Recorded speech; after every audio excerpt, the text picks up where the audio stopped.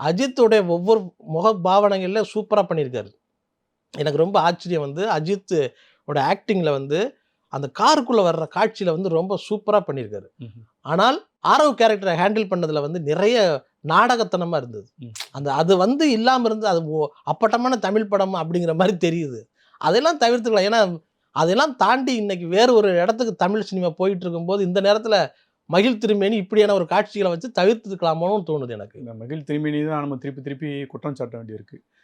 கதையோட்டமும் சரி, எடிட்டிங்கும் சரி, திரைக்கதை சரி, கிளைமேக்ஸ் எல்லாமே கமர்ஷியலா யோசிக்காம, அவர் வந்து ஒரு சினிமா நம்ம வித்தியாசமான படம் எடுக்கணும். ஒரு அஜித் மாரி பெரிய ஹீரோ, லைக்கா மாரி பெரிய புரொடக்ஷன், அனிருத் மாரி இசையமைப்பாளர்லாம் விட்டுட்டு, தன்னுடைய இத தான் வெளிப்படுத்தணும்னு சொல்லி ஒரு படத்த வந்து இந்த மாரி கொண்டு வந்துட்டாரோ! அப்படின்னு நம்ம இயக்குனர தான் நம்ம குற்றம் சாட்ட வேண்டியிருக்கு. ஏன்னா வேற யாரும் த்ரிஷா மாரி ஹீரோயின். த்ரிஷாவுக்கு அழகழகான சீன் வச்சிருக்கலாம். வேற மாரி வச்சிருக்கலாம். நம்ம த்ரிஷாவ சமீப காலத்தில இந்த மாரி த்ரிஷாவே பார்த்ததில்ல. ஆமா. ரொம்ப சோகமா இருக்காங்க. ரொம்ப ரொம்ப சோகமா இருக்காங்க. நல்ல உற்சாகமா இருப்பாங்க த்ரிஷா எப்பவுமே. அவங்க டயலாக் டெலிவரிஸ் நெறைய இருக்கும்.